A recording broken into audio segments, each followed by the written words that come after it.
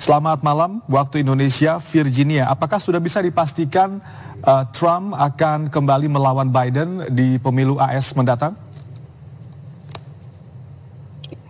Ya, memang kalau misalnya kita lihat ini terutama setelah mantan Presiden Donald Trump yang keluar sebagai pemenang dari Partai Republik dalam Super Tuesday, ini adalah sebuah pemilihan pendahuluan di mana 15 negara bagian melakukan pemilihan pendahuluan dan penantangnya yaitu Nikki Haley mundur dari kampanye, praktis tinggal Trump yang jadi kandidat capres dari Partai Republik.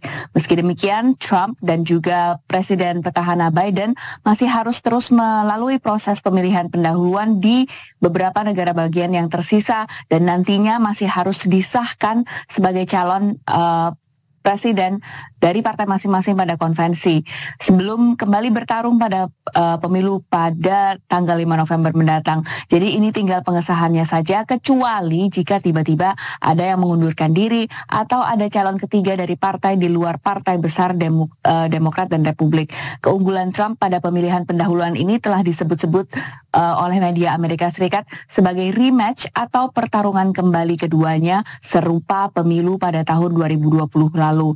Namun tak sedikit warga Amerika yang mengaku lebih yakin dan mereka lebih tahu siapa yang akan mereka pilih pada pemilu nanti karena sudah mengalami presiden kedua presiden tersebut. Baik, Virginia, melihat dinamika yang terjadi selama pemerintahan Presiden Joe Biden, bagaimana kans masing-masing? Apakah kemungkinan akan ada arah suara yang berubah dalam pemilu nanti?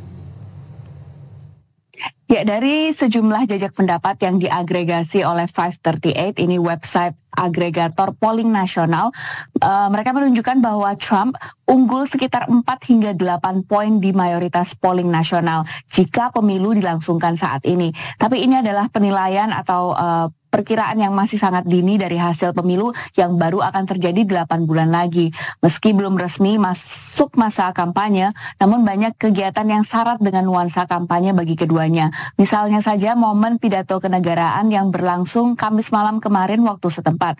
Biasanya pidato ini adalah semacam pidato pertanggungjawaban seorang presiden atas 1 tahun masa jabatannya, tapi yang tak biasa adalah betapa nuansa kampanye begitu terasa dari kedua kubu, mulai dari isi pidato hingga upaya untuk meng-upstage atau mengungguli penasonan dengan basis pendukungnya, terutama terkait isu migran ilegal yang masuk ke Amerika Serikat.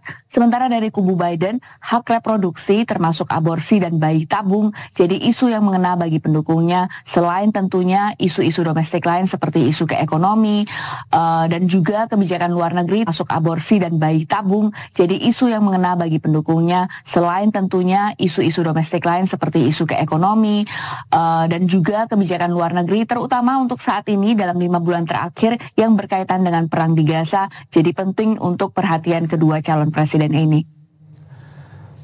Baik, terima kasih informasi dan ulasannya. Virginia Gunawan melaporkan dari Amerika Serikat. Selamat malam.